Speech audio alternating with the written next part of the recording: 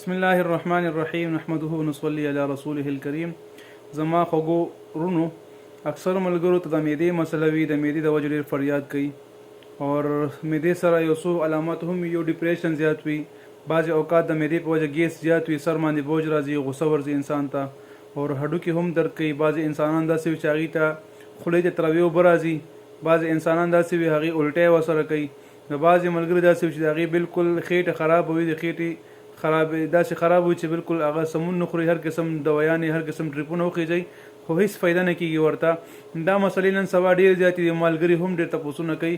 نو راځئ زه ته بهترین عمل ښیم، الحمدلله ډېر بهتر عمل دی او ډېر زبردست عمل دی چې کله ما ته خپله هم د معدې مسله سره راشي، مطلب یا خېټه کې درد شي یا معده سوځي یا خپې تله سوځي ورسره، الحمدلله دا عمل ځان ته ما په خپله هم کړی، یو ځل 1000 بار مې کړی او څوک چې مریضان نشي هغوی ته هم دا عمل ښیم.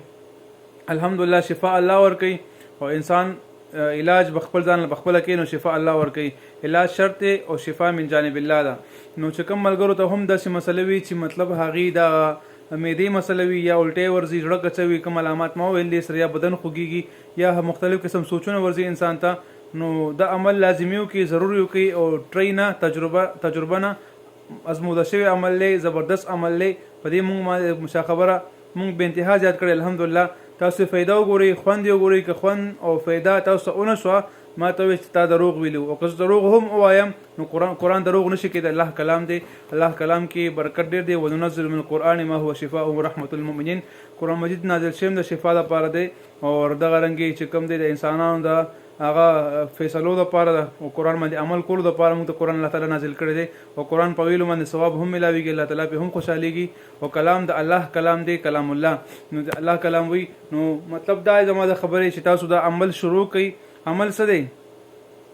3 بوتله اوبه به راواخلئ، هغه به اول اخوټ کوئ، چې هغه اخوټ کېږي هغې نه بعد 3 بوتله اوبه او 2 لاسیان 7 لاچي او 3 بوتل پانی دا به اخوټ کوئ. دا چې اخوټ کېږي هغې نه پس یخې شي، نو یخېدو نه پس پای کې باندې به تاسو 21 کرته سوره قدر انا انزلناه فی لیلة القدر 21 بار 21 کرته دا په هغې باندې دا ووایي او 21 کرته به تاسو سوره انشراح وای، علم نشرح لك صدرك ووضعنا عنك وزرك. د سوره انشراح کې فائدہ بل هم ده، که د چا د ګردو مسله وي، ګردو کې شګي وي، ګردو کې کاڼي وي، یا د ګردو څه قسم مسله وي، ان شاء الله دې سره هغه هم ختميږي.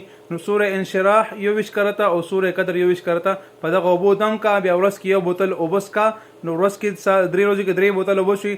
دا چې ته 21 دن لګاتار د عملو کې 21 دن سم مسله مکمل ختمي. الله تعالی دې موږ تاسو نازل شي. بعض زموږ ویډیوګان سو قتل غواړي نور هم په یوټیوب چینل کې شته، مفتی فیصل 0